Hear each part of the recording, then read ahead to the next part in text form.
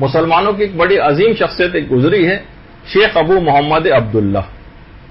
سلجوقیوں کے دور میں بہت ہی متقی پرہیزگار علماء اسلام میں ان کا شمار ہوتا ہے. ان کا زہد و تقوی بڑا مشہور.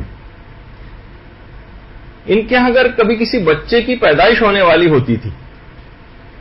تو وہ بچے کی ماں کی غذا کا بہت زیادہ خیال کرتے تھے اور کوشش کرتے تھے کہ مال مشکوک بھی کسی طرح سے اس کے جسم کے اندر نہ جائے، اور پیدائش کے بعد بھی با تقوی خواتین سے بچے کے لیے شیر مادر کا انتظام کرتے تھے. تو ایک دفعہ یہ ہوا کہ ماں بچے کی بیمار ہو گئی پیدائش کے بعد،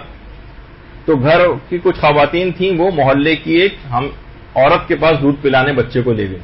جو ذرا لاپرواہ قسم کی تھی دینی معاملے میں. انہیں جب پتہ چلا شیخ ابو محمد عبداللہ کو کہ اس طرح سے بچے کو وہ دودھ پلایا گیا ہے، تو اس اطلاع کے ملتے ہی فوراً بھاگے گھر آئے اور باقاعدہ منہ میں بچے کی انگلی ڈال کر اسے قے کروا کے اس دودھ کو باہر نکلوا دیا اور کہا کہ اس بھوک اور پیاس سے مر جائے، زیادہ بہتر ہے کہ اس کی مشکوک غذا اس کے جسم میں جائے جو ہمیشہ کے لیے اس کی روحانیت کو تباہ و برباد کر دے.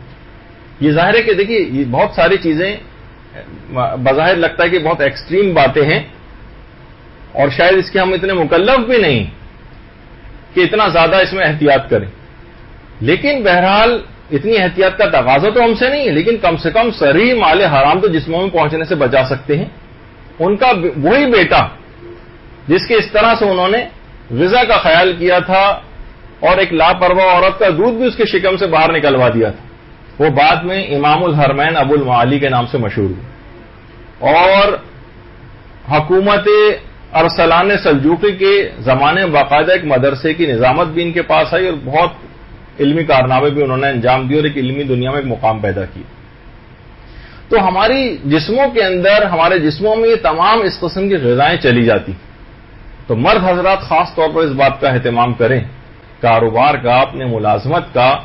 جائزہ لیں. علماء سے بعض اوقات چیزیں جا کر پوچھنا پڑتی ہیں، خمس کے بہت سارے معاملات کو ٹھیک کرنا پڑتا ہے کہ کہیں ان کی حرام پیسے سے کوئی تربیت نہ ہو رہی.